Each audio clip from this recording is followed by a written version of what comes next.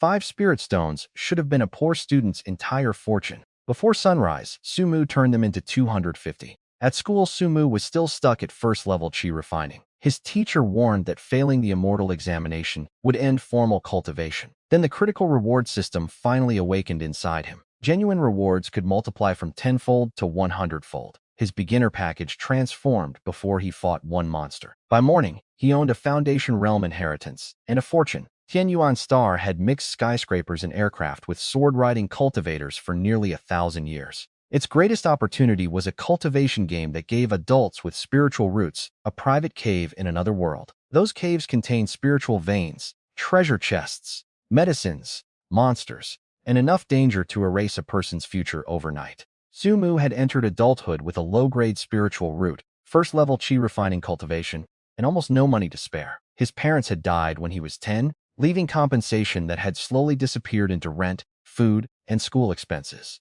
2 years of cultivation classes had barely moved him forward, and the final school year came with a hard deadline. He needed to reach at least middle-stage chi refining within a year if he wanted a real chance at Furukawa Academy. His friend Chang Hongbo faced the same ugly math and tried to laugh through it during their train ride to school. Outside the window, a Foundation cultivator crossed the skyline, moving between towers as easily as ordinary people cross streets. Chang admitted that students with low-grade roots might never fly like that, no matter how badly they wanted it. Sumus watched the distant figure disappear and refused to accept that birth had already written his ending. Spiritual roots appeared in only a small fraction of people, yet most awakened roots were still low-grade. The cave world was the one exception, because rare treasures could improve talent that Tianyuan Star considered fixed. That possibility mattered more than any motivational speech when Sumu arrived at Zhangchang No. 1 Middle School. Their homeroom teacher opened the third year by reminding everyone that failing the Immortal Examination meant losing school cultivation benefits.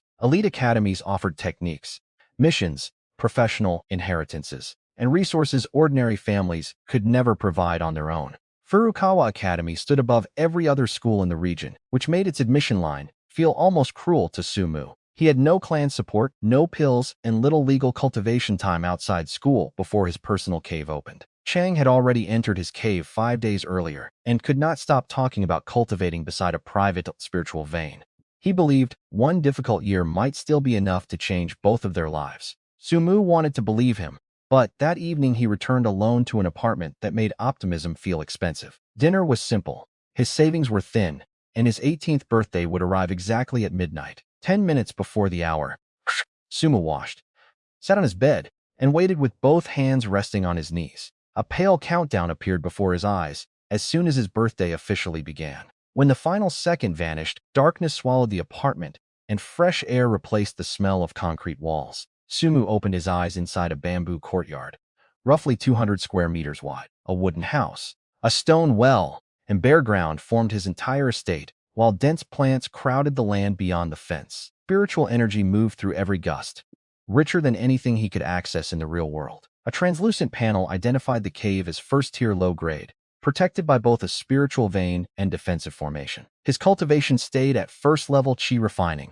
his comprehension was medium-grade, and his spiritual root remained low-grade. New players received 30 days of protection, preventing outside enemies from locating or invading their caves. The interface also contained an anonymous trading platform for exchanging cave world resources without exposing personal identities. Then, the promised beginner package appeared in front of him. It contained a basic chi refining manual, 10 meridian opening pills, and 5 low-grade spirit stones. One spirit stone alone could support Sumu for years if converted into ordinary money. 5 stones already represented more security than everything waiting in his rented apartment. He was still staring at them when a second presence entered his mind, colder and far more valuable than the game interface. The critical reward system announced that it had finally bound itself to him after 18 years. It could amplify genuine rewards from tenfold to 100-fold, but ordinary buying, selling, and theft could not trigger it. The system immediately evaluated the beginner package lying in his hands. A 50-fold amplification turned 5 spirit stones into 250. The 10 cheap pills became 500,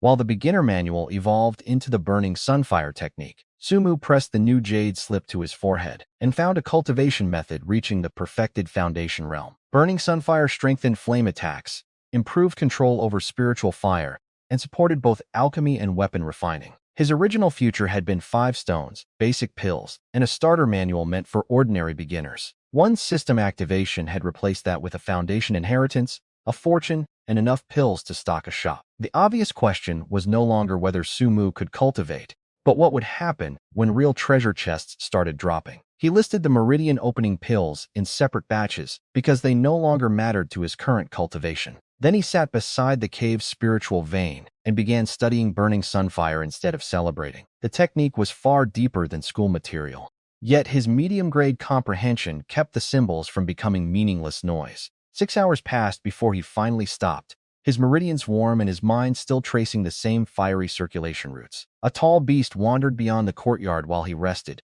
close enough for Sumu to see muscle moving beneath its hide. The beginner barrier could stop early chi monsters, but he did not yet have the experience to kill one safely. He watched a possible treasure chest disappear into the trees and promised the next suitable creature would not walk away. The trading panel provided a safer first profit because every batch of pills had already sold. Buyers paid with spirit rice, 5 chi gathering pills, and several lightness talismans. 30 caddies of spirit rice carried enough spiritual energy to make ordinary students treat each meal like medicines. Moof returned to his apartment, steamed half a caddy, and closed the windows before the fragrance could escape. The translucent grains were plump and fragrant, and he ate them plain before immediately returning to cultivation. One meal pushed his chi more noticeably than many ordinary school sessions combined. At dawn, Chang noticed his mood and asked whether the first night inside the cave had produced anything special. Sumu answered with the safest possible truth. Cultivating beside a personal spiritual vein felt completely different. He did not mention that his private inventory already exceeded what many middle-stage students could imagine owning.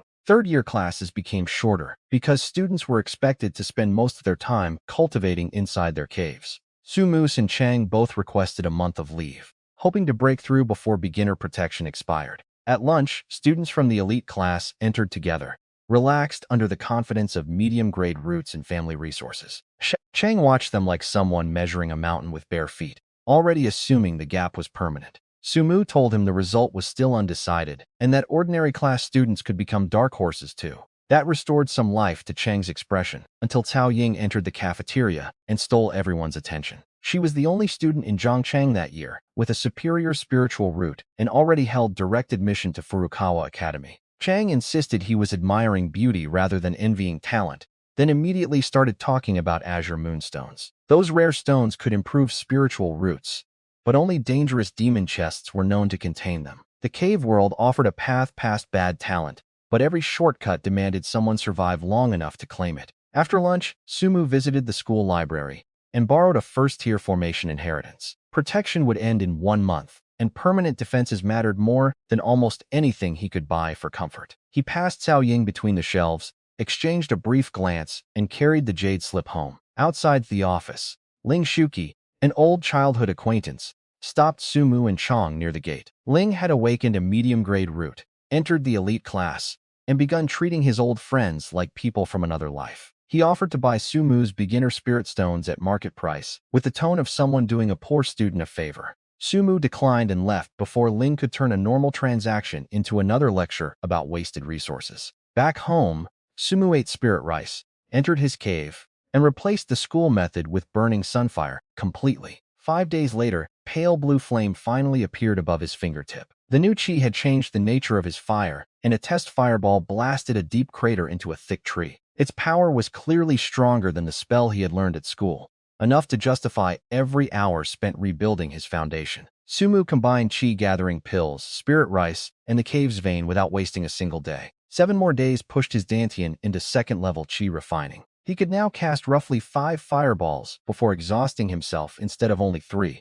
Raw power had improved, but he knew inexperience could still kill him the moment the defensive barrier disappeared. Whenever his meridians needed rest, Sumu studied formation symbols and practiced drawing stable patterns. The first month ended with more rice, newly purchased chi-gathering pills, and a body far stronger than when he entered. Chang also reached the second level, though he complained that progress still felt painfully slow. He dreamed about eating spirit rice every meal and using pills whenever needed, never realizing Sumu already lived that way. Returning to school brought a warning harsher than anything in their cultivation manuals. Their deputy class leader had lost his cave after demons breached the defenses. The student had reportedly tried to end his life before relatives dragged him home. Losing a cave meant permanent exile from the normal cave system and almost certain failure at the coming examination. The story hit Sumu harder because his own 30-day protection would expire that same day. After class, he returned to the cave and bought an ordinary array flag from the trading platform.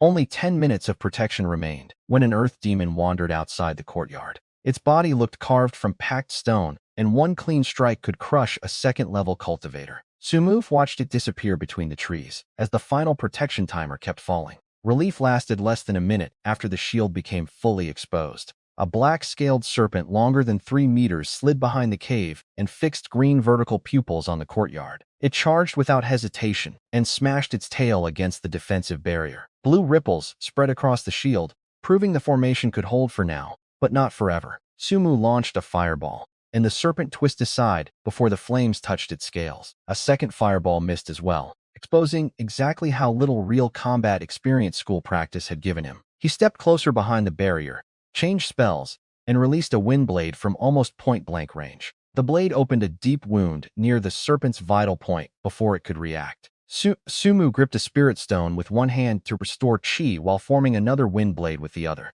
The second strike cut through the same wound and split the serpent apart. His first real monster died beside a small bronze chest, while the defensive barrier still shimmered between them. Sumu checked the surroundings before stepping outside, then dragged both the corpse and chest safely into the courtyard. The chest contained 1 water arrow talisman, 1 star stone, and 5 caddies of spirit rice. A 20-fold system reward changed them into 20 talismans, 20 star stones, and 100 caddies of rice. The serpent had threatened his only path forward, and its death had just become months of food and valuable combat supplies. He sold the corpse for 10 chi-gathering pills, then replayed the fight instead of letting the profit erase his mistakes. The defensive barrier had let him attack from a position the serpent could never cross. Without that wall, its speed and his poor accuracy might have forced him to flee or die. Sumu decided that formation mastery would become his first profession, because safety created every other opportunity he wanted. 10 days of focused study finally unlocked the array master profession at beginner rank. He fed 10-star stones into the profession panel and accepted the system upgrade immediately. Patterns, calculations, and practiced experience flooded his mind,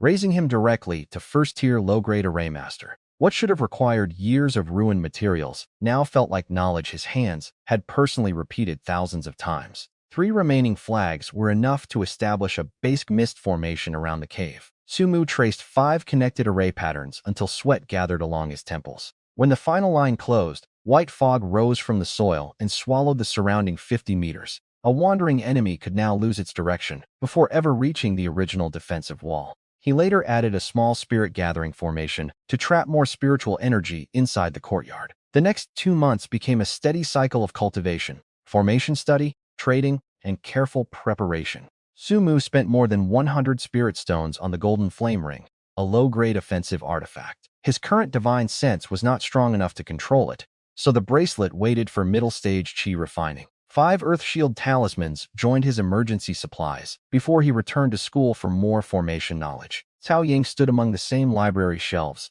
dressed in white and carrying another jade slip. This time she recognized him and gave a polite nod before continuing on her way. Ling Shuqi caught Sumu near the gate and again asked about buying his beginner spirit stones. Sumu simply said they had already been used, leaving Ling to complain that weak roots wasted expensive resources. The boy still wanted Sumu's property, while treating contempt like a negotiating strategy. Back in the cave, Sumu studied a soundproof formation, an illusion formation, and a wider boundary warning array. Together, they would hide his activity, confuse intruders, and alert him before danger reached the courtyard. Before he could finish, a gray blur entered the fog and crashed directly into the defensive shield. The intruder was a swift windhound nearly 2 meters long and fast enough to outrun most early chi cultivators. The mist confused it for one brief moment after the collision. Sumu used that opening to detonate a pale blue fireball across its face. A wind blade followed before the beast recovered, finishing the fight with almost none of the panic from his first battle. The bronze chest held 10 chi-gathering pills and 3 low-grade spirit stones. 30-fold amplification produced 300 pills and 90 spirit stones. One monster had delivered more cultivation medicine than Sumu could consume at his current realm. He processed the carcass outside the house and kept more than 60 caddies of meat for later meals. His cooking remained terrible, but monster meat beside spirit rice still tasted better than anything his old budget allowed. Days blurred together as he cultivated, practiced spells, adjusted formations, and used every resource the cave could safely support. 4 months after reaching the second level, his dantian finally broke through into the third. That delay exposed how brutally a low-grade spiritual root resisted progress even with pills, spirit food, and daily cultivation. Sumu could not force an azure moonstone to appear, so he improved everything around the weakness instead. The boundary formation expanded 100 meters from the cave and warned him whenever anything crossed the perimeter. The mist now overlapped with an illusion formation, turning a monster's first steps inside his territory into deliberate mistakes. A soundproof barrier sealed the courtyard so stronger spell tests would not advertise his location. He also mastered Fire Serpent, a spell contained inside the Burning Sunfire inheritance. The technique drained nearly all his chi, but its pale blue serpent carried destructive power comparable to middle-stage attacks. No monster approached for 2 full months, which most students would have considered a blessing. Sumu saw the same silence as lost income, lost chests, and lost chances to improve his route. He finally left the cave for his first intentional hunt, carrying talismans and never moving farther than a safe retreat allowed. 3 directions produced nothing, but the fourth answered with several fireballs tearing through the trees. A fire demon stood ahead, its body shaped from hardened magma and its eyes burning without pupils. For a cultivator using fire techniques, it was one of the worst possible early opponents. The demon rushed, while Sumu retreated toward the layered formations around his cave. A wind blade broke against its heat, and one water arrow talisman did little more than slow the charge. Sumu activated a lightness talisman and crossed into his own fog before the demon could close the distance. The creature followed directly into the illusion array and froze for one crucial instant when its senses became unreliable. Sumu released Fire Serpent before that opening disappeared. A 4-meter pale blue serpent crashed into the demon and blasted away one shoulder despite their shared element. The demon answered with a burst of fireballs through the fog, forcing Sumu to dodge while almost empty of chi. Pride would not restore his dantian, so he switched to water arrow talismans instead of forcing another spell. 9 water arrows struck in rapid succession, filling the formation with steam until the red figure stopped moving. The fire demon collapsed into a piece of fire essence worth roughly 10 spirit stones before Sumu even opened the chest. 25-fold amplification turned that essence into 25 pieces. Then the rare chest revealed ghost grass and the azure moonstone he had been hunting since school. 1 stone would have been enough to justify the entire fight. The critical reward system multiplied the rare reward 30-fold. 30 ghost grass plants and 30 azure moonstones appeared in his inventory. For several seconds, Sumu forgot the burned talismans, the steam, and the demon corpse cooling beside him. He placed 10 azure moonstones into the spiritual root panel immediately. The low-grade root advanced to medium grade, and the spiritual energy around him suddenly became sharper and easier to absorb. His first demon had cost a small fortune in talismans, yet the return had rewritten the talent controlling his entire future. Sumu sold excess fire essence and ghost grass, pushing his available wealth beyond 1,000 spirit stones. He bought stronger talismans, a black rock shield artifact, and 100 caddies of medium-grade purple bamboo rice. Ordinary early cultivators saved for years to buy 1 defensive artifact, while Sumu now owned layered formations and multiple backups. Hidden cave wealth still could not improve his public life unless he found a safe way to convert it. That opportunity appeared on an Immortal Alliance message board during one trip back toward school. A Furukawa Academy alchemist named Liao Kai wanted a fire-based Foundation realm inheritance and promised a negotiable price. Sumu's described Burning Sunfire without explaining how a poor student had obtained it. Liao Kai replied before Sumu even reached home and asked to meet in Zhangchang for serious bargaining. They met inside Wenu Tower,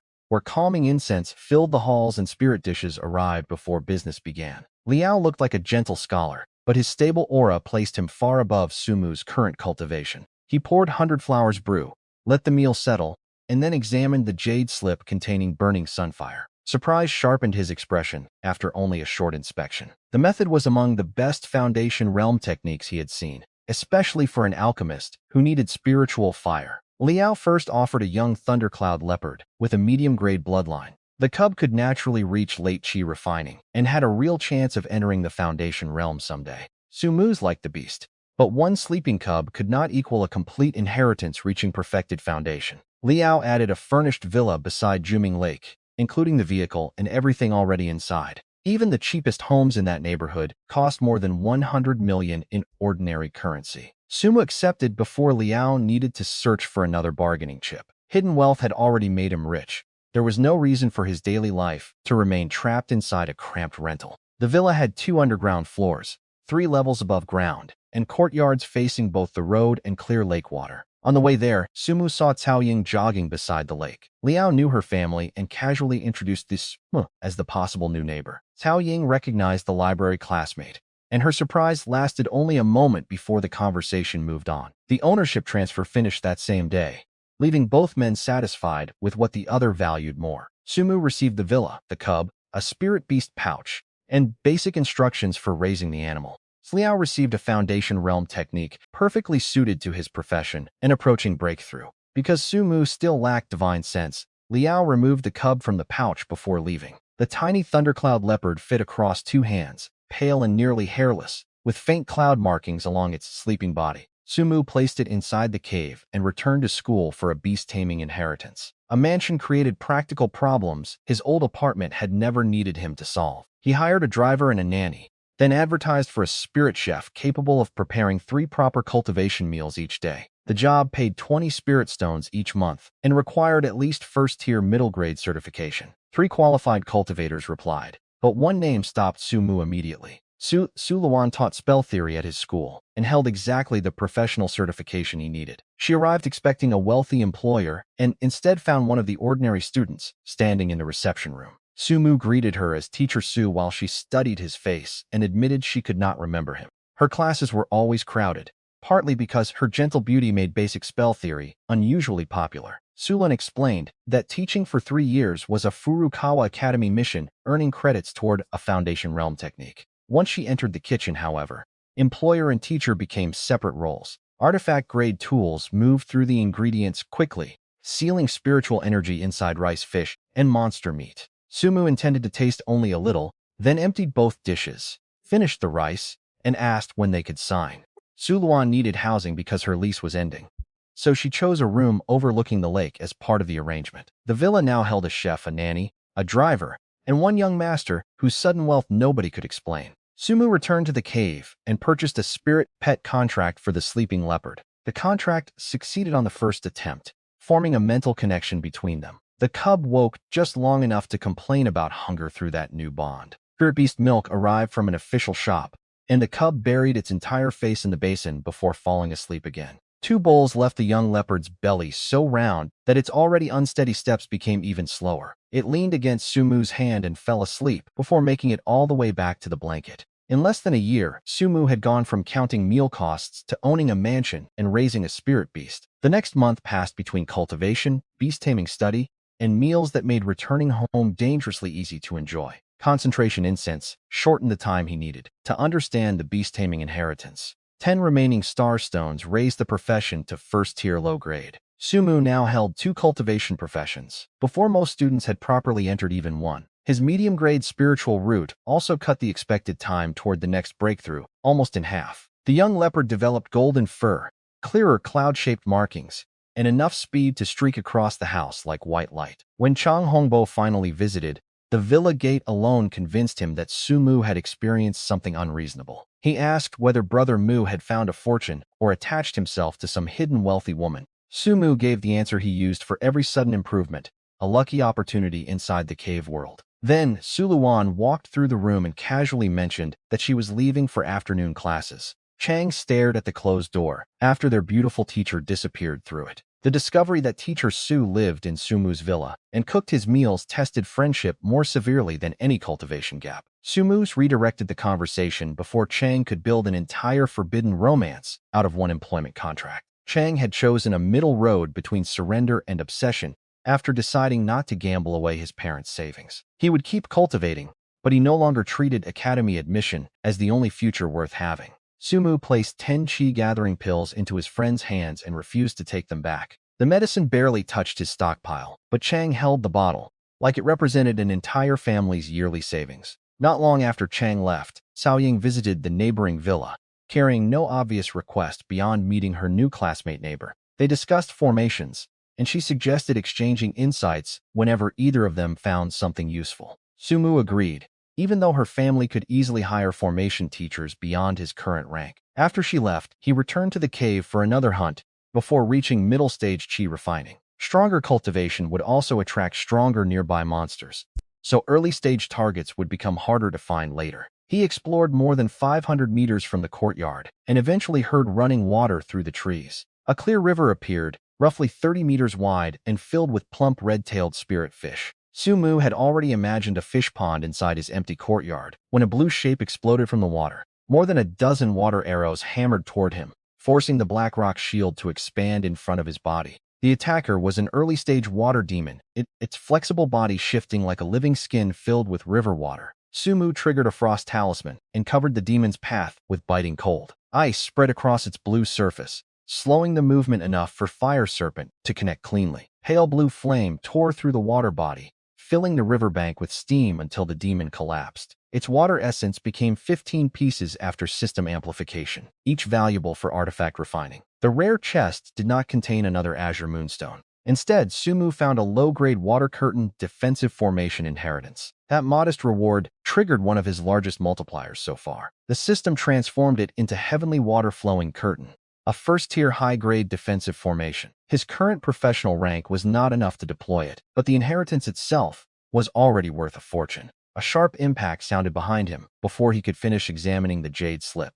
Stone projectile shattered an earth shield talisman and struck hard enough to throw Sumu forward. An earth rock boar charged from the riverbank, carrying middle-stage chi power behind thick natural armor. The creature weighed several hundred pounds and moved like a wall that had decided to sprint. Ground spikes erupted beneath Sumu, missing him by less than a step as the boar lowered its head again. 5 low-grade water arrows struck its earthen shield and left only shallow marks. Technique meant very little if he could not stop the armored mass from cutting off his path home. Sumu used 2 frost talismans to slow the charge, then activated 2 middle-grade earth spike talismans beneath it. Sharp pillars pierced the weaker belly, but the wounded beast continued struggling above them. 2 golden light talismans crossed through its skull before the boar could free itself for another rush. The fight had consumed talismans worth more than 40 spirit stones. Most third-level cultivators would have considered that ruinous. Sumu considered it the cost of returning alive. The bronze chest held 5 consciousness, condensation pills, and 2 star stones. 30-fold amplification produced 150 pills and 60 star stones.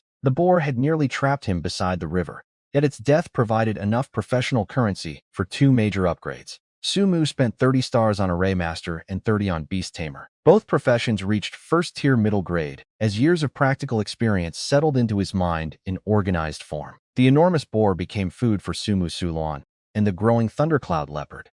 Sulon processed the carcass with professional efficiency that made the brutal ingredient look strangely ordinary inside her kitchen. When Sumu mentioned the river, she suggested bait mixed with sleeping medicine for spirit beasts. Her only price for the idea was 1 red-tailed fish if the plan worked. Sumu bought the ingredients, returned to the river after fully recovering, and scattered treated bait along the bank. 13 minutes later, 4 red-tailed carp floated belly up after choosing the wrong meal. The largest weighed around 8 caddies, and even the smallest was valuable enough to make ordinary students jealous. Sulon stared at the fish tank and almost chose dinner before deciding future reproduction was worth more. She advised raising them until they produced offspring and accepted a later share instead. The cave courtyard had plenty of empty soil but no pond, leaving Sumu with a problem cultivation techniques could not solve elegantly. He bought an overpriced refined iron shovel because ordinary real-world tools could not be carried into the cave. Half an hour of digging produced a square pond 4 meters wide and roughly 1.5 meters deep.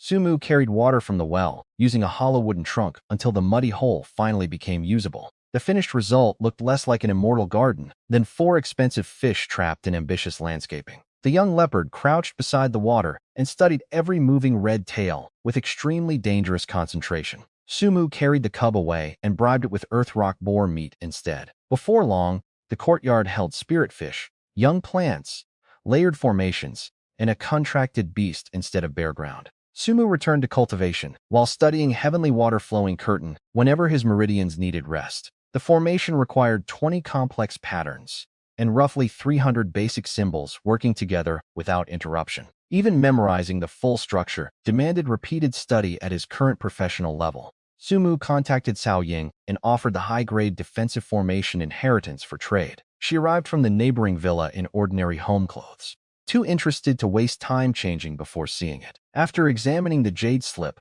Cao Ying offered 2 first-tier middle-grade formations and 1 second-tier formation inheritance. One strengthened earth defense, while the other improved the mist system already protecting his cave. Su Moose agreed because he had already memorized Heavenly Water Flowing Curtain well enough to continue studying it alone. The exchange gave Cao Ying a defense her family valued and gave Su Mu knowledge he could deploy immediately. 2 more months of cultivation pushed his accumulated qi against the barrier between early and middle stage. The medium-grade spiritual route met that obstacle without the crushing delay he had experienced before.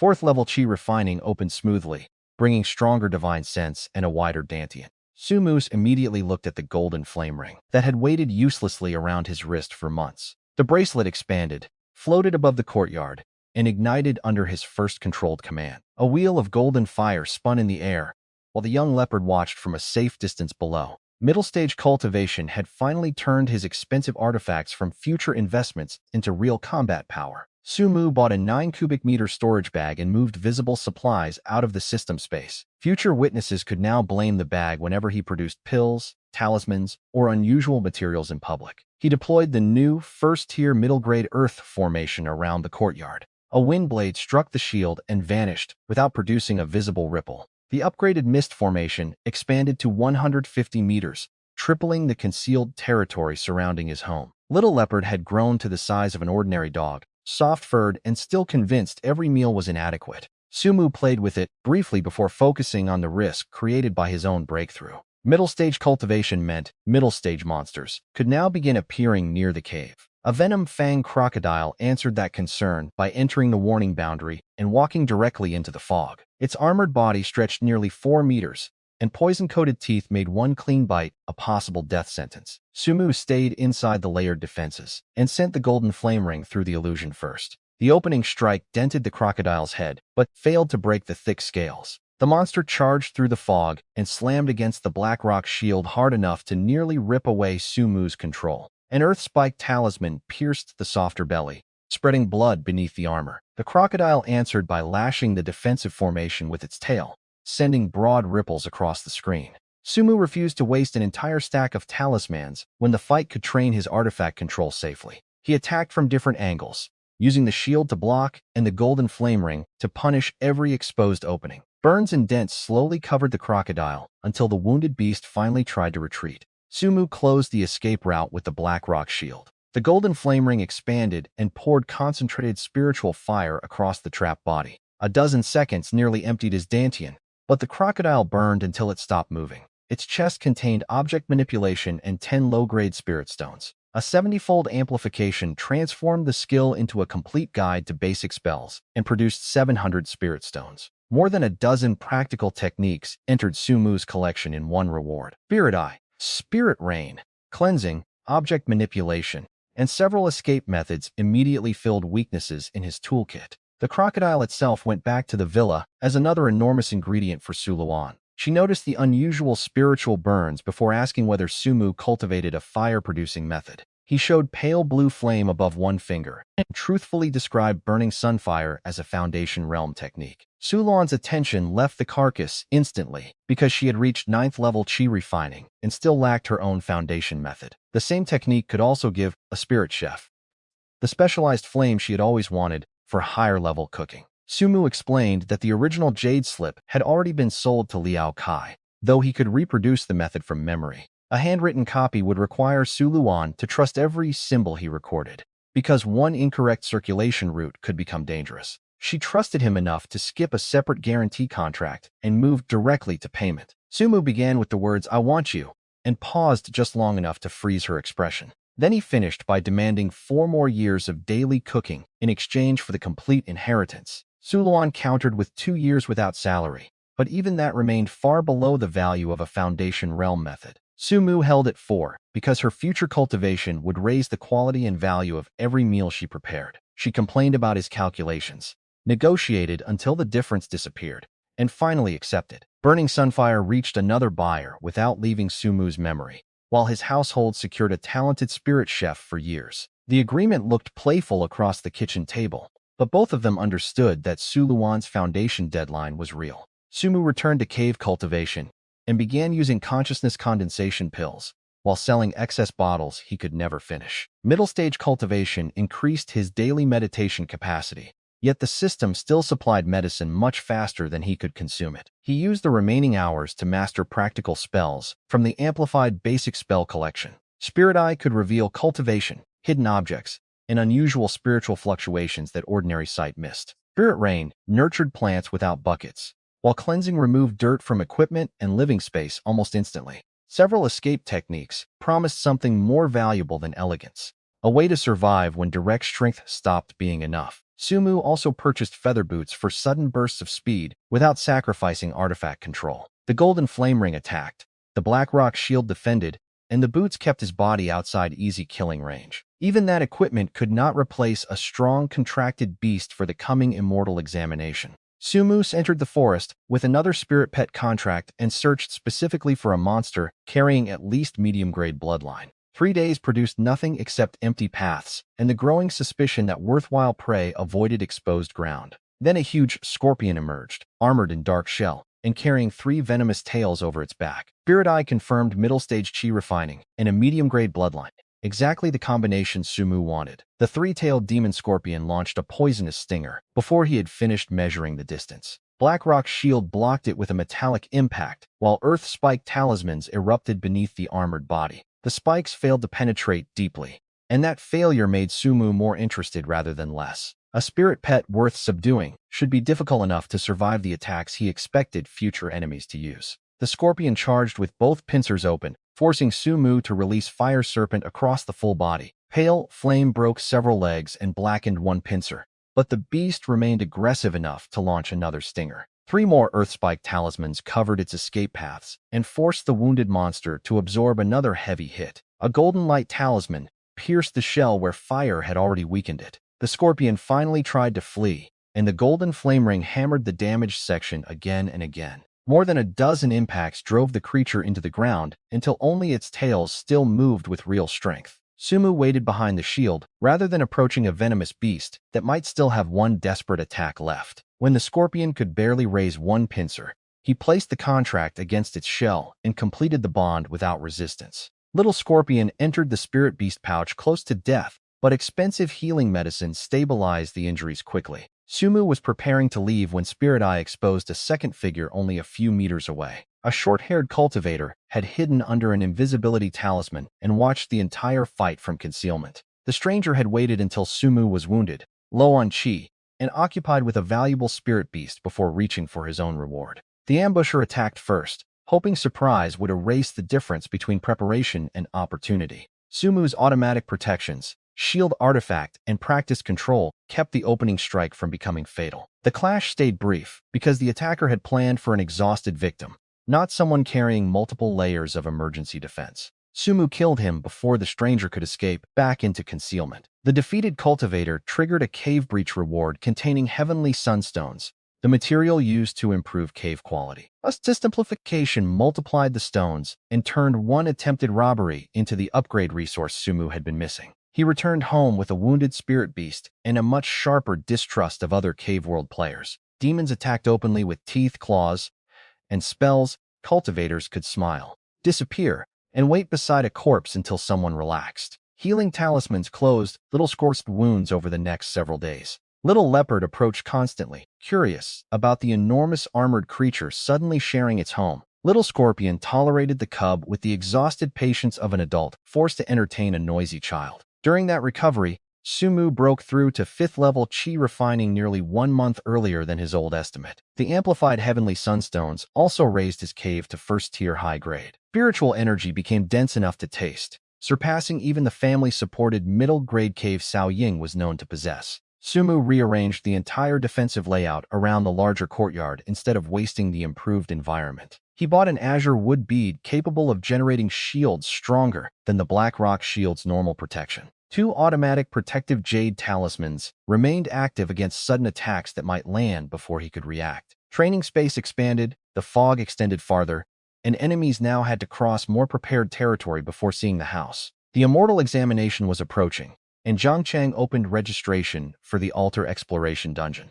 Applicants needed at least 4th level chi refining, but meeting the entry requirement said nothing about actually surviving inside. Sumu returned to school and found former classmates reacting to him differently before anyone mentioned the dungeon. His cultivation had passed most students from the ordinary class, and expensive artifacts no longer matched their memory of the poor orphan. Yudong and Du Yao suggested cooperation if they encountered one another inside the examination. Sumu exchanged contact information politely, without promising trust in a place where keys determined ranking and death remained permanent. Ling Shuki stood nearby, unable to reconcile Sumu's fifth-level aura with the weak low-root student he had mocked months earlier. The examination dungeon would open across 10 enormous regions containing tens of thousands of participants. Every platform lasted 1 hour before a key allowed survivors to advance to another challenge. Treasure, monsters, traps, demons, and hostile cultivators could appear, with almost no warning. Ranking depended on collected keys, while death inside the dungeon remained real and irreversible. The reward made that risk impossible for ambitious students to ignore. The top 1,000 received academy admission, and the best rankings earned enlightenment stones capable of improving comprehension. Sumu had already changed his spiritual route with azure moonstones, so a treasure that could raise comprehension was worth chasing. Before the dungeon opened, a beast tamer named Pang Zi visited the lakeside villa. He recognized Little Leopard's medium-grade bloodline and immediately asked to buy the young beast. Sumu refused without discussing any price, because the leopard was already family and future combat power rather than inventory. Pang Zi's polite smile cooled when money failed to solve the conversation, and the visit ended with quiet hostility. School stops found a more entertaining explanation for Sumu's sudden wealth than any cave world opportunity. Students whispered that he had hidden the school beauty, employed their popular teacher, and somehow acquired a luxury villa through romance. The truth involved reward amplification,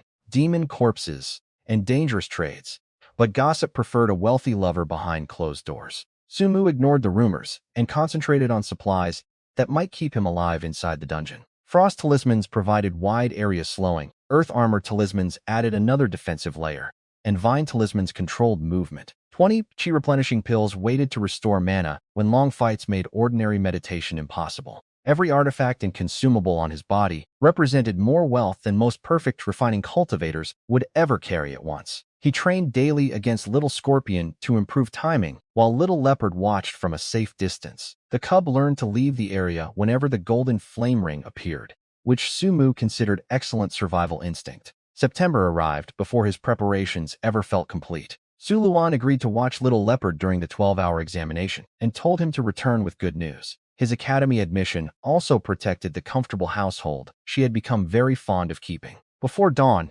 Sumu left the villa and found Pangzi blocking the road with another vehicle. Pang wished him luck in a tone that sounded close enough to a threat for Sumu to remember it. Spirit Eye placed Pangzi at 6th level Chi refining, the highest cultivation allowed for the dungeon's early zone. At school, only 80 qualified students remained from a third-year class that had once contained roughly 800. The principal reminded them that failing the examination and dying in it were entirely different outcomes. Those words changed several students' goals immediately from chasing high ranking to returning home alive. Participants entered their private caves as the final countdown approached across Tian Yuan Star. For a brief moment, tens of thousands of cultivators waited beside prepared artifacts in separate worlds connected by one timer. Then the altar exploration dungeon opened. Sumu appeared on a circular stone platform, nearly 1 kilometer across with no exit before the first hour ended. A monster attacked almost immediately, and he answered with the artifacts, movement, and spirit beast he had spent months preparing.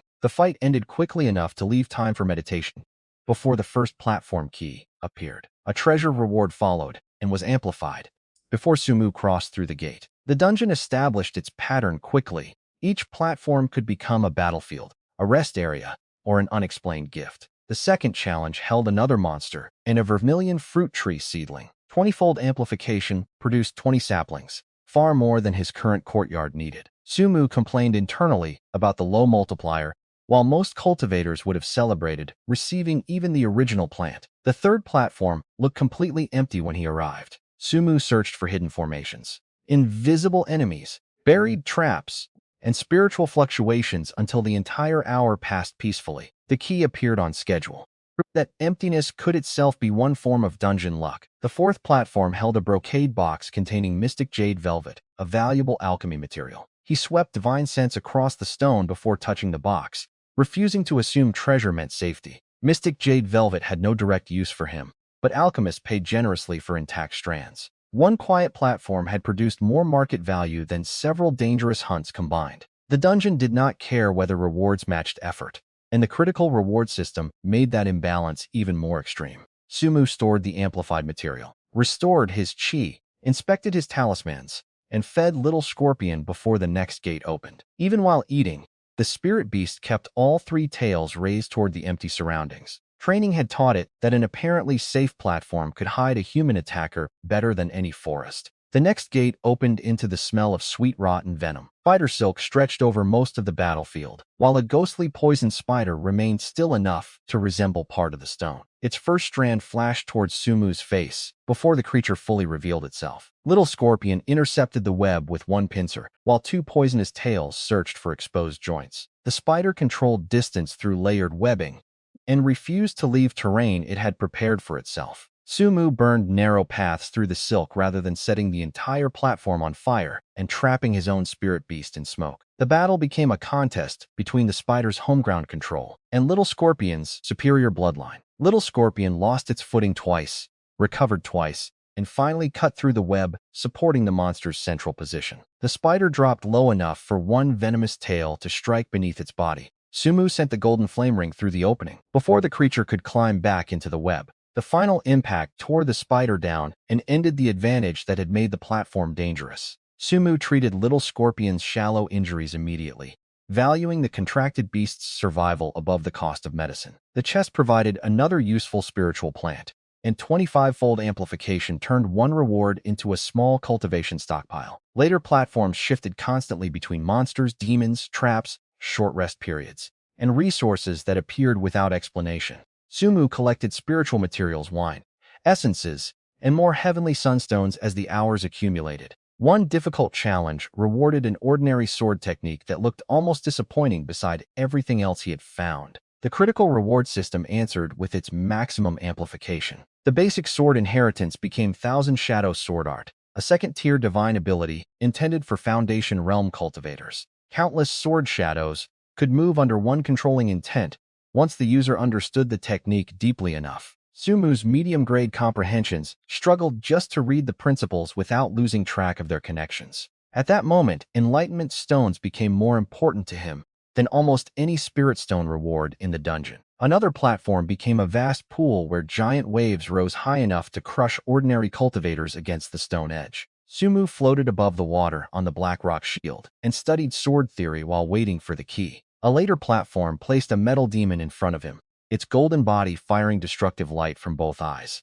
Fire countered metal, but the demon's defense still forced Sumu to fight with full attention. Pale flame, controlled artifacts, and prepared talismans gradually broke the golden body apart. The reward provided more essence and another amplified heavenly sunstone, pushing his cave upgrade stockpile even higher. By the later stages, Sumu carried enough keys to contend for the regional lead. That was when Pang Zi appeared on the same platform, with an accomplice and a silver moon wolf spirit pet. Pang had gathered keys too, but ranking was no longer the only reason he wanted this encounter. He still remembered the refused offer for Little Leopard, and now saw Sumu's spirit beasts as loot waiting to change owners. A second cultivator stood beside him, giving Pang the confidence to treat numbers as the final argument. Sumu measured artifacts, distance, and the accomplice's slower reaction while Pang continued talking. Then he attacked before Pang finished enjoying his advantage. The golden flame ring crossed the platform and shattered the accomplice's head before a full defense could form. Blood struck Pang Zi's barrier as his green seal expanded into a small mountain over Sumu. Black Rock's shield met the descending artifact head-on, but the heavier seal forced it steadily downward. The silver moonwolf attacked from the flank fast enough to punish any lapse in concentration. Sumu released Little Scorpion and turned the platform into a clash between artifacts and contracted beasts. Pang Zi had higher cultivation, family equipment, and a 6th-level advantage close to the dungeon limit. Sumu had deeper preparation, layered emergency defenses, and enough amplified wealth to spend resources without hesitation. Frost froze escape lanes, vines restricted movement, and the azure wood bed rebuilt shields after Pang's heavy attacks broke them. Little Scorpion's poisonous tails kept the silver moonwolf away from Sumu's blind side. Pang had to control the green seal while defending against the golden flame ring, splitting his attention at the worst possible time. Sumu exploited the first real wound immediately and refused to give him enough space to reveal another family treasure. Pangzi finally fell beside the accomplice he had expected to use as extra pressure. The defeated beast tamer left behind a cave breach reward, artifacts, storage supplies, and every key his group had gathered. Pang had entered the platform planning to take one leopard and instead delivered Sumu a mountain seal and a ranking advantage. Sumu collected everything quickly because dungeon victories attracted surviving players faster than they allowed celebration. Ling Shuki appeared on another platform later and found the childhood classmate he had mocked, standing among expensive artifacts and fresh rewards. Fear should have told Ling to retreat, but old superiority pushed him toward hostility instead. His flying sword and sponsored defenses could not bridge the gap created by Sumu's combat experience, preparation, and multiplied rewards. The duel ended with Ling's sword broken, his protection collapsed, and the childhood acquaintance dead inside the examination dungeon. Sumu's did not stand over the body searching for old memories, while unknown players could arrive at any moment. Platform after platform carried him closer to the 12-hour limit as keys and amplified rewards filled his hidden storage. When the final teleportation activated, Sumu returned to his cave with blood on his equipment and first place still within reach. The dungeon had accepted talented students, frightened beginners, predators, and opportunists under exactly the same countdown. Only the ranking panel could reveal whose 12 hours had purchased an academy future. The screen appeared in front of every survivor the instant the dungeon closed. Sumu searched from the top because anything lower would change the value of every sacrifice he had made. First place belonged to Sumu with 27 keys. He Jilong followed with 25, close enough that one lost platform could have reversed the regional result. Some survivors celebrated immediately, while others searched the list for friends who had entered distant regions. Several students already knew their key totals placed them outside academy admission, no matter how many spirit stones they received. The ranking rewarded most top finishers with enlightenment stones, but the regional champion received the largest share. Sumu's public reward included 10 enlightenment stones and 300 low-grade spirit stones. 10 enlightenment stones looked painfully small beside the 500 needed for his next comprehension upgrade. The system changed that arithmetic before disappointment had time to settle. A 60-fold amplification produced 600 enlightenment stones and 18,000 spirit stones. 500 of those stones could immediately raise his comprehension from medium grade to superior grade. 100 would remain afterward, enough by themselves to attract major cultivation factions. Around him, the examination result carried a much heavier cost than the rewards displayed on his own panel. One student held a broken artifact belonging to someone who never returned. Another survivor sat against the stone and refused to open the ranking screen at all. 80 students had left Sumu's school that morning, but only a little more than 60 came back. The missing names became empty seats and household messages that would never receive an answer. Little Scorpion slept deeply inside the Spirit Beast pouch after consuming bloodline-rich flesh from the defeated Silver Moon Wolf. Pangzi's strongest companion had become nourishment for the pet he had underestimated. The defeated group had also contributed enough accumulated keys to make Sumu's first-place total possible. His ranking displayed only 27 keys, hiding every battle, corpse, expenditure, and moment of luck beneath one clean number. At school, teachers surrounded him before official academy placement even arrived. Number 1 middle school had produced only a few regional champions in its entire history. One first-place student meant prestige, future funding, and proof that an ordinary class could still produce an exceptional cultivator. Yu Dong and Du Yao congratulated him while Ling Shuqi's absence hung in the background without anyone asking Sumu for an explanation. The principal confirmed that Sumu could choose any immortal academy on Tianyuan Star. Another student from the school also qualified for one of Yanzhou's other academies, giving the campus 2 successful candidates that year. The school granted Chang 50 spirit stones for entering an academy and offered Sumu a larger reward for regional first place. He could request a technique, medicine, artifact, or another item of comparable value. Sumu praised the school's guidance, avoided sounding greedy, and asked for a flying sword that could honor its reputation. The principal appreciated the careful wording and produced a middle-grade sword artifact as the formal prize. Because the sword was an official reward, the critical reward system activated again. The middle-grade weapon became a high-grade Divine Firmament sword, bluish-white, and especially compatible with sword abilities. Sumu kept the amplified result hidden, while the public still believed he had received an ordinary school artifact. Outside campus, representatives from powerful groups waited to establish relationships before another faction reached him first. A representative from the Azure Dragon Group invited Sumu into a tea pavilion and asked to buy his enlightenment stones. The group offered pills, artifacts, techniques, plants, spirit beasts, or almost anything else he could name. Sumu asked for a spirit beast with a superior bloodline. The representative admitted the group possessed one, but demanded at least 100 enlightenment stones. Sumu secretly had exactly that many spare after upgrading, yet revealing them would expose an impossible difference from his public reward. He declined every lesser offer and said he would return once he had collected enough stones openly. The representative left disappointed, never realizing the full asking price already rested inside Sumu's hidden inventory. Visitors filled the lakeside villa until evening, with gifts, proposals, and promises from factions that had ignored him months earlier. Suluan came downstairs after the final group left and congratulated her employer with obvious satisfaction. A regional champion would receive better academy attention and, in her view, had a much better chance of surviving long enough to keep eating.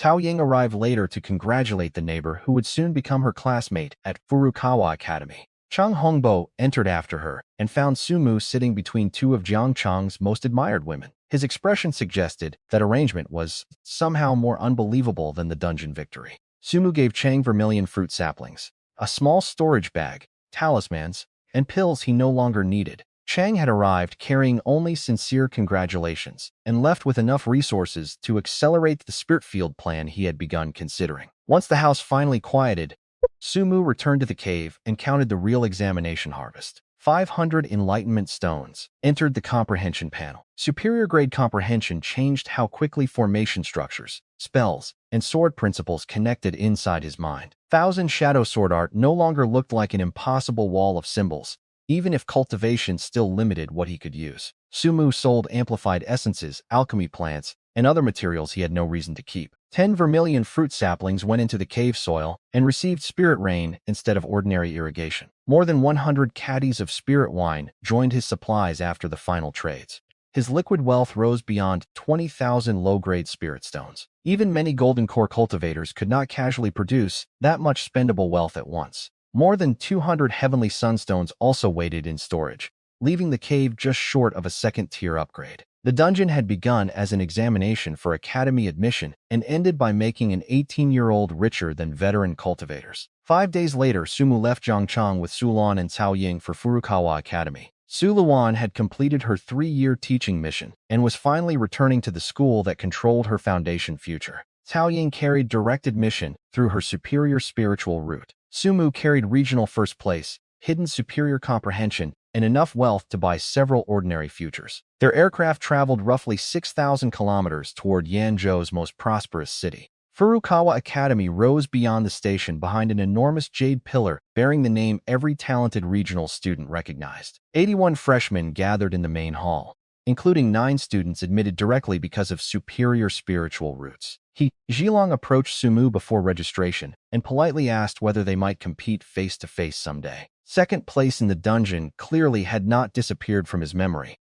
Even though his smile remained controlled, Sumu accepted the challenge without promising when either of them would have time to settle it. A senior named Zhu Qi guided the freshmen through identity registration, mission offices, library access, and residential choices. Academy credits could purchase advanced techniques, cultivation rooms, professional inheritances, and rare resources unavailable through ordinary trade. Every student received 10 years to build a foundation realm cultivation base. Anyone who failed within that period had to leave Furukawa, regardless of effort or how close the breakthrough had become. 10 years sounded generous only from outside the academy. Inside, the deadline hung over every failed attempt and wasted month. Free dormitory rooms were private but narrow, while better residences charged prices designed to hurt even wealthy students. Shared duplex housing cost 50 spirit stones each month. A courtyard house cost 200, and a villa demanded 400.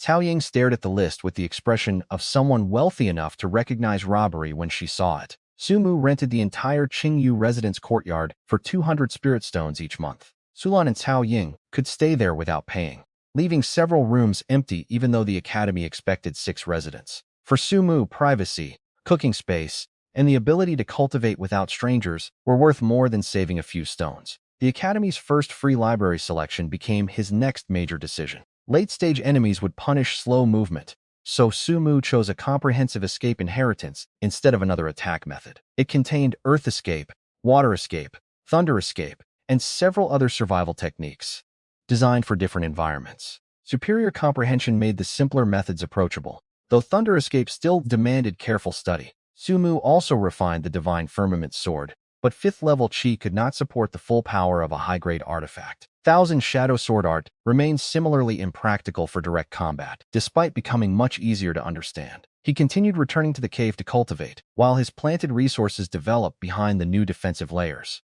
Vermilion fruit trees grew under spirit rain, red-tailed carp became fatter, and several females began showing signs of reproduction. Little Scorpion entered a deep sleep after consuming the Silver Moon Wolf, while Little Leopard continued growing too slowly for Sumu's current battles. Furukawa soon announced a lecture by a Golden Core professor known as Burning Heart True Man. Nearly every student arrived early because one expert explanation could replace months of blind experimentation. The professor began with the simplest principles behind supernatural abilities and built upward without wasting words on status. Several ordinary explanations untangled problems Sumu had carried since opening Thousand Shadow Sword art. A sword principle that had resisted him for weeks suddenly settled into place during the lecture. Superior comprehension gave him speed, but a Golden Core teacher gave that speed a direction worth following. Sumu realized isolation only helped until someone stronger could shorten the road more efficiently. After the lecture, students turned the hall into a temporary trading market filled with artifacts,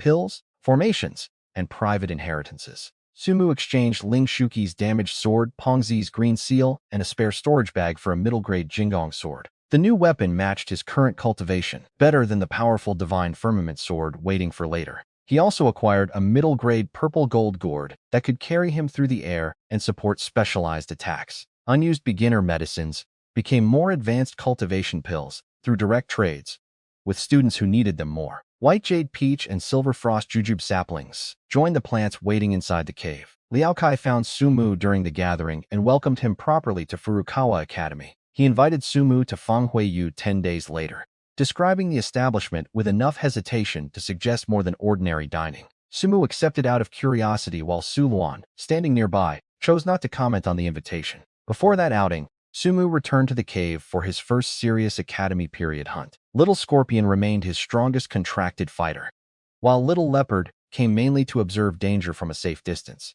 Sumu expanded his exploration radius to roughly 5 kilometers, but refused to move so far that retreat became impossible. One Direction produced an earth demon, whose stone fists were larger than Little Leopard's head. Sumu treated the creature as a moving sword training target, instead of spending talismans immediately. Jingong Sword attacked from changing angles, while Feather Boots and Lightness Talismans kept him outside the demon's reach. Earth Spikes, Falling Rocks, and Underground attacks failed whenever Sumu combined movement with Earth Escape. Repeated sword cuts finally cracked the demon's protective shell. A vine talisman pinned the limbs long enough for the flying sword to remove its head. Amplified Earth Essence sold for hundreds of spirit stones before Sumu examined the chest. Inside was a chi-strengthening pill, rare medicine capable of raising an early-stage cultivator by an entire level. The system converted it into a more valuable Dharma Essence pill, suitable for Sumu's current realm. Another enemy found him before he reached the cave. White lightning dropped from above and shattered the azure wood bead's shield in one strike. A thin thunder demon stood nearly 100 meters away, with small lightning snakes moving across its body.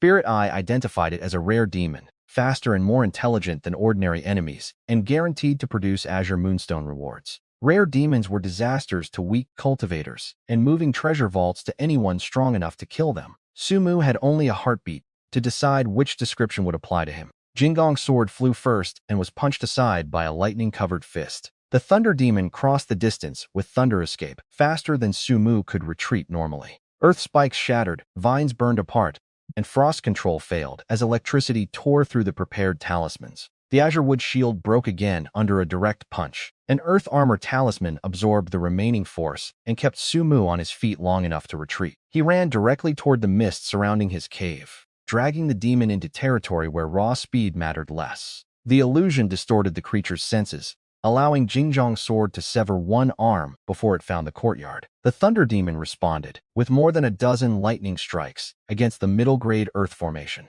The shield dimmed under repeated impacts, though Sumu still had a high-grade cave defense waiting behind it. He refused to discover how long both barriers could survive and activated 10 ice spear talismans at once. Frozen weapons filled the fog from multiple directions, denying the demon enough space to evade every strike. Ice pierced its body. Jingong's sword followed, and Little Scorpion blocked the final desperate charge. White lightning flickered through broken ice for several seconds before the rare demon collapsed. The larger bronze chest contained 2 Azure Moonstones and 1 Speed Talisman. 45-fold amplification produced 90 Azure Moonstones and 45 Speed Talismans.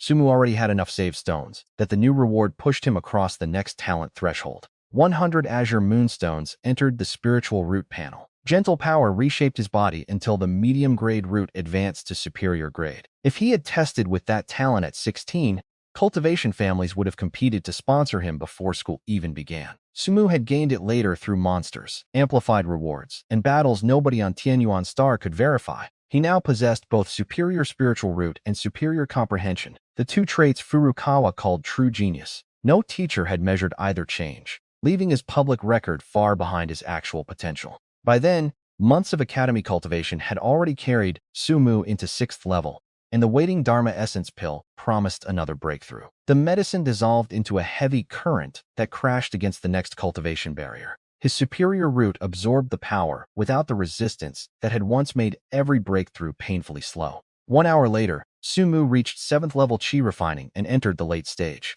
Nearby enemies would now rise accordingly, making old offensive talismans much less reliable against faster reactions and stronger defenses. Sumu shifted his attention towards sword abilities, escape methods, and the high-grade weapon, waiting for enough chi. 10 days after the market invitation, Liao Kai arrived to take him outside the academy. The older alchemist had only months remaining before Furukawa's 10-year limit would force him to leave without a foundation breakthrough.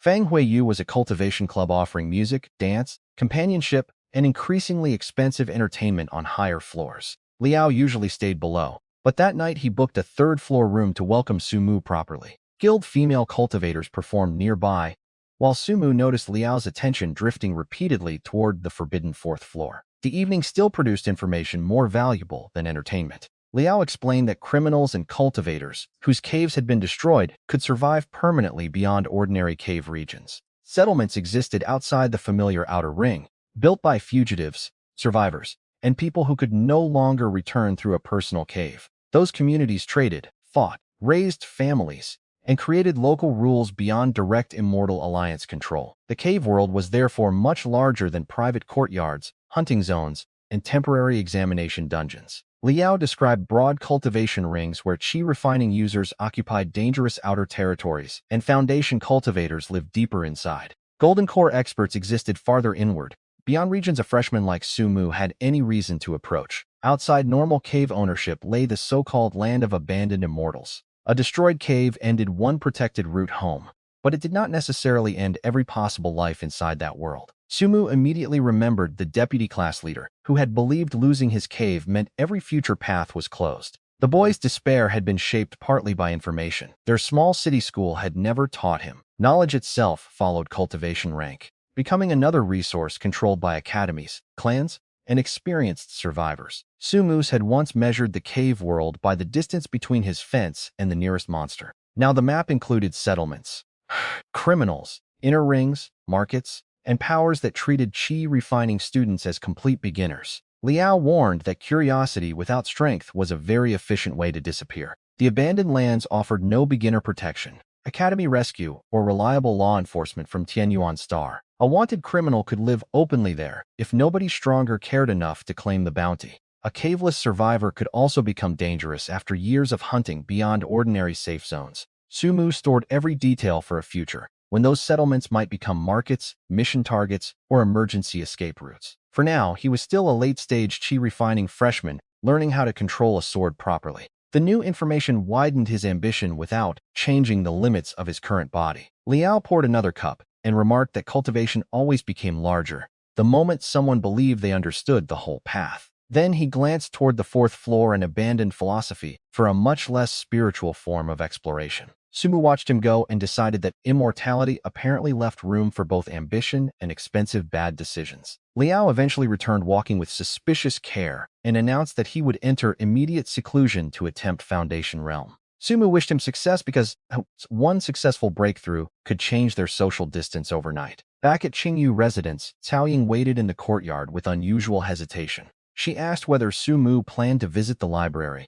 and suggested that they travel there together. The request made little sense until Sumu asked what she actually needed from him. Cao Ying finally admitted that she could not remember the route and turned away before the embarrassment reached her voice. Zhang Chang's famous superior route genius had almost no sense of direction despite being considered nearly perfect by everyone around her. The secret explained why she often followed Sumu or Suluan whenever they left the residence. Sumu led the way without teasing, while Cao Ying walked behind him with her head lowered. On the library's second floor, Foundation Realm techniques, second-tier abilities, and professional inheritances were priced in academy credits. Sumu found advanced beast-taming methods demanding thousands of credits, a currency his enormous spirit stone reserve could not replace. Third-tier golden core inheritances were even more restricted and almost never appeared for ordinary sale outside major institutions. The mission hall made the academy's internal economy clearer. Students could earn credits by creating talismans, collecting rare ores, teaching for years, or hunting wanted criminals inside the cave world. Suluan's 3-year teaching mission had paid 15,000 credits because it consumed a huge portion of her cultivation time. A smaller board displayed fugitives accused of serious crimes who had disappeared permanently into the other world. Sumu and Cao Ying memorized the faces they might someday convert into both credits and combat experience. The 9th floor exchanged credits for pills, artifacts, professional notes, customized equipment, and superior bloodline spirit beasts. The prices attached to those beasts contained enough zeros to silence even Sumu's confidence. He could afford almost anything sold for ordinary money, yet the Academy's most valuable resources required achievements instead. At dinner, Cao Ying asked Su Luan whether there were better ways for freshmen to earn large amounts of credit. Su mentioned the King of the Mountain Dungeon, an academy competition held once every 5 years. Only late-stage qi refining cultivators could enter, and every participant received just one lifetime attempt. The next opening would come in 3 years and include students from all 35 academies, plus independent cultivators. Sumu had no intention of missing a dungeon whose final reward might trigger his system. Suluan planned to enter as well because her cultivation had already reached 9th level qi refining. 3 years sounded distant, yet serious students immediately began measuring their progress against that date. Sumu returned to the cave and focused on Waterscape, Thunderscape, and Thousand Shadow Sword Art. 3 months passed under concentrated cultivation and regular use of high-quality pills. He eventually emerged from the expanded fish pond using water escape without carrying a single drop on his clothes. 3 red-tailed carp had laid eggs, producing roughly 100 young spirit fish. The original pond became too crowded, but earth escape and water escape turned what once required exhausting manual labor into quick work. Sumu expanded the pond to roughly 20 meters long, 10 meters wide, and more than 3 meters deep. An illusion lotus rested among the water, while vermilion fruit trees matured, and the white jade peach saplings continued thickening nearby. Little Leopard finally reached early qi refining and could now challenge ordinary monsters at the same stage. Against Sumu's current enemies, however, it remained a fast and very expensive cushion with teeth. Thousand Shadow Sword Art also reached basic mastery after months of superior comprehension and expert instruction. Sumu could finally practice real sword movements instead of merely reading principles too advanced for his hands. A message from Liao Kai interrupted that peaceful routine. The older alchemist had successfully built his foundation and invited Sumu to a celebration banquet 3 days later. Foundation Realm changed both lifespan and social status, allowing a cultivator to live around 2 centuries with an even higher theoretical limit. In a city like Zhangchang, one foundation cultivator could establish a respected cultivation family almost alone. Suluans heard the news during dinner and drank more quickly than usual afterward. Liao had crossed the wall she still feared while her own 9th level cultivation remained trapped beneath an uncertain ceiling. Good food and wine distracted her for one evening, but Furukawa's 10-year clock did not stop moving. On the banquet day, Sumu met Hishlong near the school gate and accepted a ride to the same celebration. A huge Azure Dragon tournament advertisement passed outside their vehicle on the way. Hishlong explained that the annual competition ranked the strongest late-stage qi refining fighters in Yanzhou. Ticket sales mattered less than gambling because the Azure Dragon Group controlled the betting market around the tournament. Other continents maintained similar rankings under Vermilion Bird, Black Tortoise, White Tiger, and True Martial organizations. Those public champions would become major threats inside the future king of the Mountain Dungeon. To Sumu, every profitable tournament was also a convenient directory of possible future opponents. Wenu Tower's third floor filled with academy students, alchemists, and cultivation professionals carrying congratulatory gifts. When Liao Kai entered without fully restraining his new aura, Foundation realm pressure spread across the hall. Every chi-refining guest stood almost automatically under the difference in cultivation. Only months earlier, Sumu and Liao had shared food and embarrassing entertainment with very little social distance between them. One breakthrough had changed how the entire room addressed the same man. Liao greeted the lower tables briefly before returning to private guests whose cultivation now matched his own. Sumu paid more attention to the banquet food than the networking attempts around him. Afterward, Liao told him that his own foundation breakthrough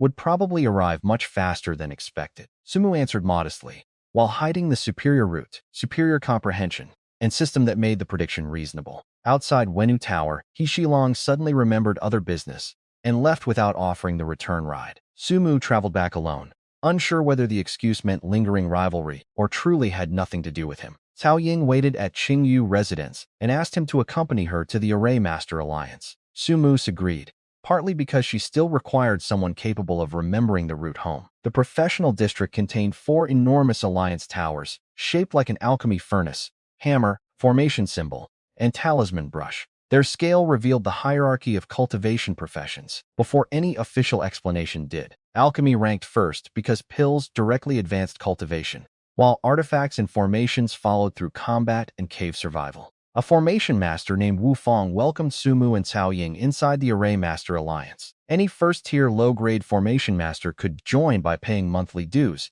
but the real benefit came from contributing knowledge. A member who donated 1 unrecorded formation could study every alliance formation of the same grade for personal use. Contracts prohibited private redistribution, yet access to the collective library was still an extraordinary bargain. Cao Ying offered Heavenly Water-Flowing Curtain, the high-grade formation she had originally received from Sumu. The Alliance had never recorded it because the amplified system inheritance was effectively unique on Tian Yuan Star. Her donation unlocked future access to every first-tier high-grade formation once her skill reached that level. Sumu tried donating another inheritance only to discover that the Alliance already possessed it. That failure revealed why truly unrecorded formations commanded inflated prices in professional markets. Hao Ying worried that their earlier trade now seemed too favorable to her because the formation carried alliance value she had not considered. Sumu dismissed the concern, since he had memorized the same inheritance before exchanging it. They left as official alliance members wearing professional badges instead of carrying any new debt between them.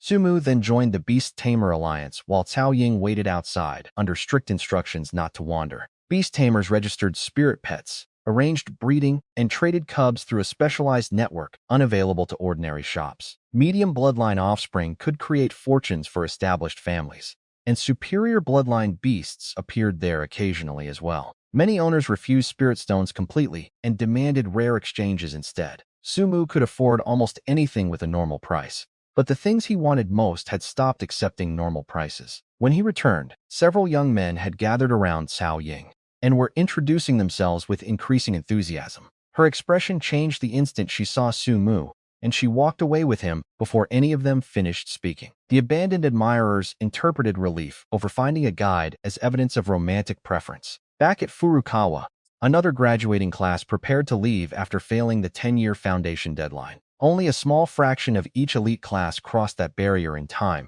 and most successful students began with superior roots. Suluan watched the departing seniors and quietly imagined herself carrying the same boxes within months. Sumu interrupted the spiral by mentioning expensive spirit wine and a prepared lunch waiting at Qingyu residence. Her walking speed increased immediately, proving that fear of elimination could still lose one afternoon to good food. After eating, Sumu returned to the cave and received a warning from the boundary formation. A storm falcon with late-stage chi cultivation had entered the mist at terrifying speed. Its wings stretched beyond 5 meters, and every flap pushed cutting wind across the courtyard. The falcon crashed into the middle-grade earth formation and dimmed the outer shield in a single impact. Sumu's released Jingzhong sword while the bird recovered, but it twisted through the fog and avoided the first direct cuts. A violent storm gathered around its wings and tore at the formation from several directions. Little Scorpion emerged to deny the falcon another clean charge against the same point. Sword light, poisonous tails, and controlled fire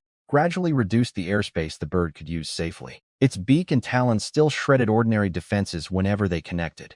So Sumu refused to chase beyond his prepared territory. Little Scorpion finally caught one wing, while Jingong's sword opened the body beneath the feathers. The Storm Falcon fell beside the pond before the wind around its corpse fully disappeared. Valuable feathers, talons, and bloodline material made the body worth processing even before the chest opened. Inside were 1 Kingling pill and 3 star stones. 40-fold amplification produced 40 pills and 120 star stones. Each Kingling pill directly supported late-stage cultivation and carried a market value that would have impressed Sumu months earlier. The star stones mattered more, because 90 could raise one profession from first-tier middle grade to first-tier high grade. Sumu upgraded Array Master before Beast Tamer, because cave safety still supported every other form of progress. The professional upgrade finally gave him enough practical experience to study Heavenly Water-Flowing Curtain properly. More than a month later, he completed the first-tier high-grade defensive array around the cave. 2 high-grade barriers now protected the courtyard behind upgraded mist and illusion formations. A late-stage chi monster could exhaust itself against those layers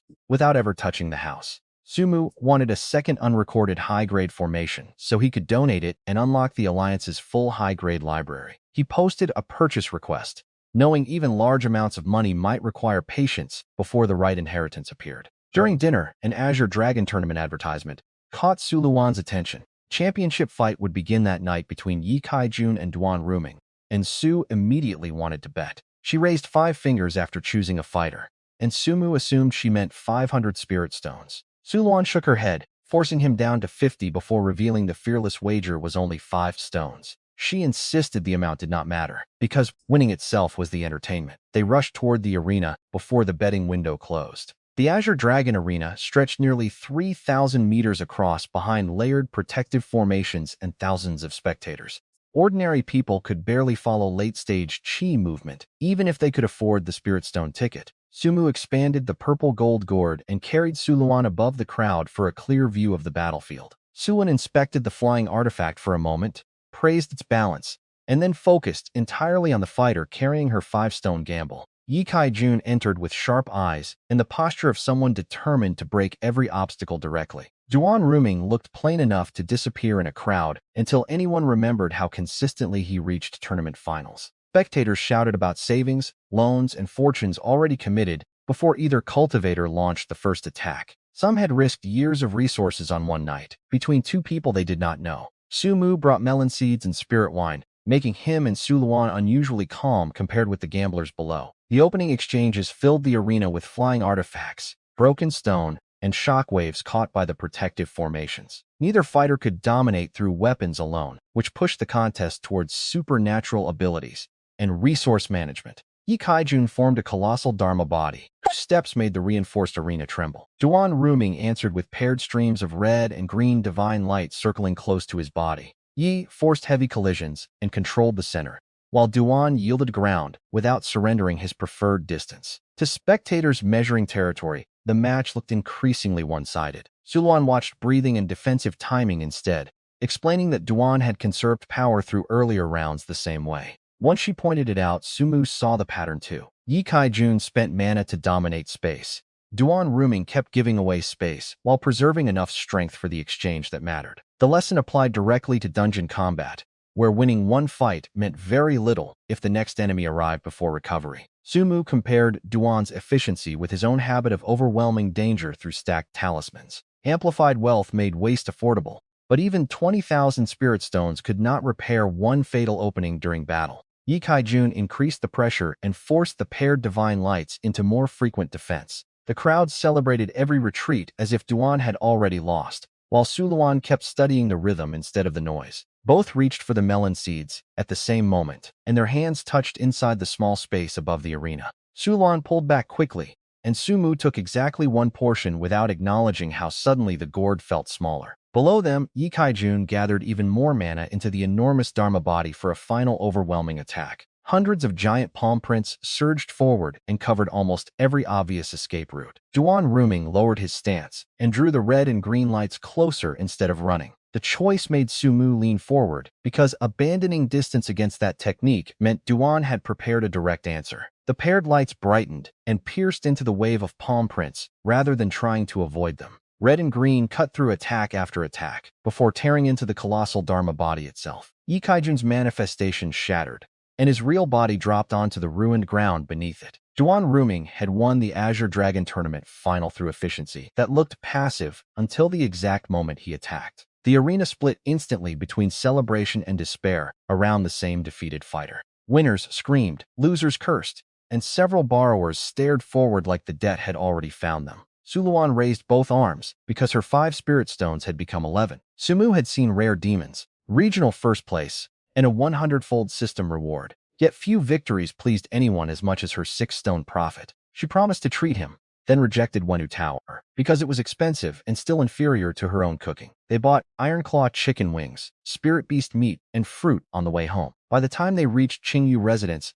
Suluan had spent every stone she won. The profit survived only as roasted food, a good mood, and one brief hand contact neither of them mentioned again. Dinner eventually shifted from gambling to Tianyun Star's growing shortage of cultivation resources. Spirit stone mines had been exhausted across centuries, forcing the Immortal Alliance to search space for new planets with spiritual veins. Cultivation made interstellar travel easier, but no public discovery had solved the shortage yet. Sumu asked what would happen if explorers found another inhabited cultivation world weaker than Tianyuan Star. Sulan answered without romanticizing it, the stronger world would probably invade and take what it needed. That possibility turned distant stars into potential battlefields rather than peaceful escape routes. 1 month later, Furukawa Academy held another Golden Core lecture, this time led by Tiangong Trueman. The elderly formation master looked like a gentle scholar, despite possessing cultivation capable of overturning battlefields. Surprisingly, he did not teach formations that day. He explained mana recovery during combat,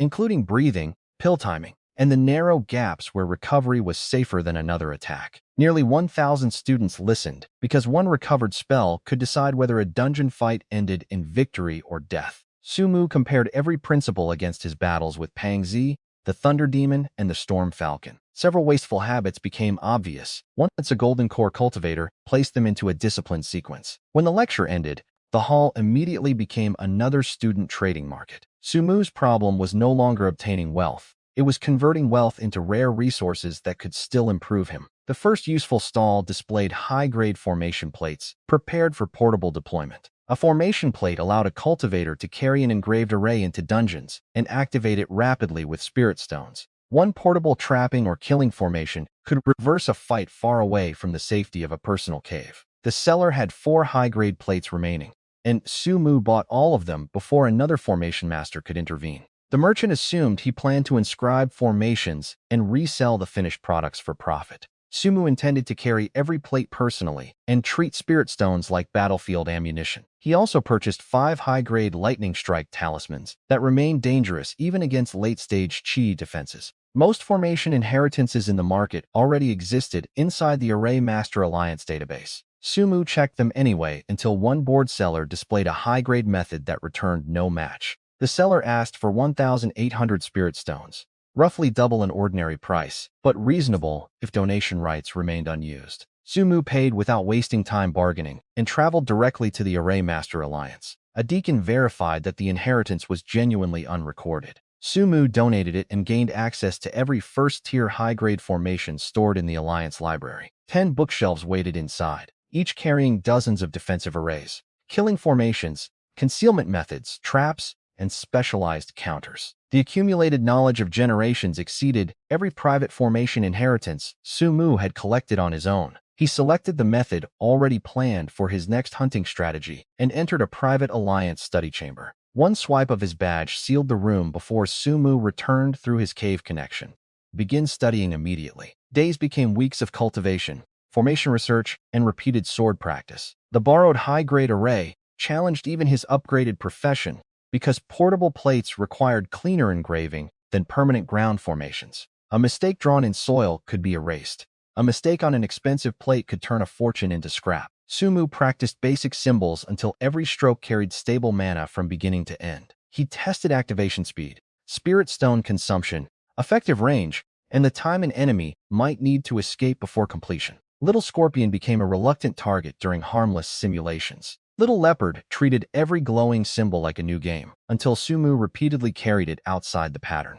While he studied, the cave itself continued developing behind the defenses. Vermilion fruit branches thickened, young spirit fish filled the expanded pond, and the illusion lotus moved closer to blooming. Every peaceful detail existed because layers of formations stood between the courtyard and the monsters that had funded it. Before the borrowing period ended, Sumu completed the core engraving and memorized the entire high-grade formation. He returned the inheritance on time, preserving full alliance access for future study. The professional badge at his waist now connected one private cultivator to centuries of accumulated formation work. Sumu intended to combine system-created talent with institutional knowledge, instead of pretending one genius could rediscover everything alone. His next professional target was raising Beast Tamer to first-tier high-grade. 30 star stones remained after the Array Master upgrade, leaving 60 more before that promotion became possible. A few lucky monster chests could erase the gap instantly if the critical reward system cooperated. Until then,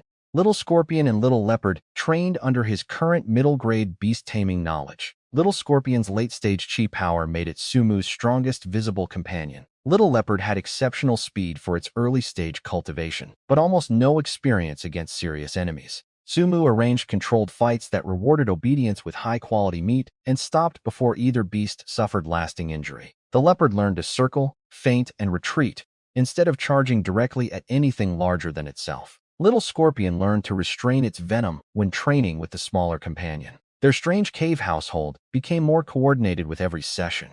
Outside the cave, Qingyu residence settled into its own routine. Suluan cooked, cultivated, worried about her foundation barrier, and temporarily forgot the problem whenever Sumu brought home better ingredients. Cao Ying followed familiar routes only when someone walked beside her and continued advancing rapidly through superior route talent and family resources. Sumu kept his own upgraded spiritual route hidden and allowed everyone to explain his growth through wealth, effort, and cave world luck. He had already reached late chi refining far earlier than most freshmen, despite entering school with publicly recorded low-grade talent. Questions about that progress would eventually become difficult, but the cave world produced enough strange opportunities to keep suspicion manageable. One evening, Sumu remained inside the cave after finishing formation practice and missed a message on his communication device outside. Several days later, Chang Hongbo sent another message, asking whether Brother Mu had entered secluded cultivation again. 4 more days passed without an answer, and Chang sent a final joke about choosing the wrong time for a major life event.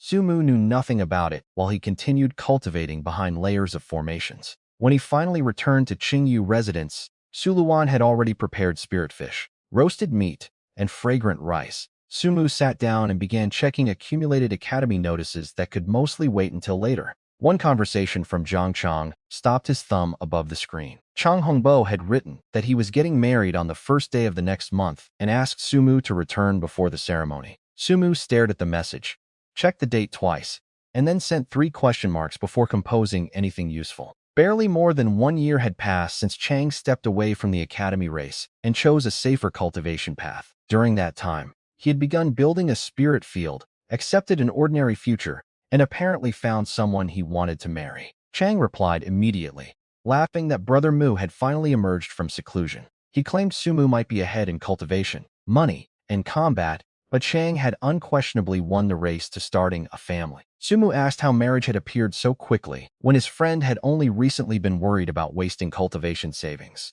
Chang answered that fate moved fast once someone stopped trying to outrun it. Sumu joked that such decisiveness would have carried him straight into an immortal academy if he had used it on cultivation. Chang protested that some failures did not need to be included in every conversation and demanded a clear answer about the wedding. The teasing faded for a moment beneath the history. Both of them still understood. They had begun with weak roots, limited money, and almost the same fear that one examination would decide whether their lives mattered. Fortune had opened a violent path for Sumu through caves, demons, academies, and blood-soaked treasure chests. Chang had stepped away when that climb threatened his family's savings and chosen work, family, and a quieter cultivation life instead. Neither decision had ever been as simple as victory and defeat. Sumu could trap late-stage monsters inside formations and command artifacts worth fortunes, while Chang had somehow mastered the stranger decision of sharing a lifetime. The comparison made Sumu smile despite himself. He agreed to return to Zhangchang for the ceremony 3 days later.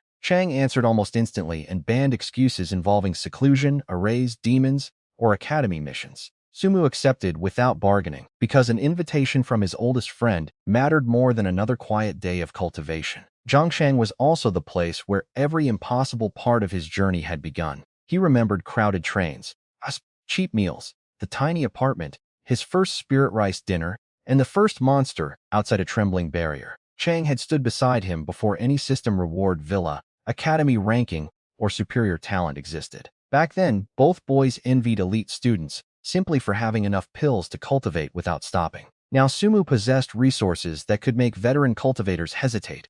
Yet, Chang had never asked him for a payment or favor. His oldest friend had asked only whether Brother Mu would come home. Sumu closed the formation notes and gave the invitation the attention it deserved. Chang sent one final message containing the address of his current residence in Zhangchang. Sumu saved it, checked the wedding date once more, and began arranging the return trip instead of opening another cultivation manual. 3 days remained before the ceremony, enough time to leave Furukawa without abandoning any urgent academy responsibility. The quiet courtyard suddenly felt much farther from the city where Sumu's journey had started. He had conquered an examination, upgraded both talent and comprehension, and entered Yanzhou's greatest immortal academy. Chang Hongbo had chosen an entirely different road and reached its next milestone first. Sumu packed for Zhangchang with no demon to hunt and no treasure chest waiting at the destination. This time, the reward was simply being present when the oldest friend from his poorest days began a new life.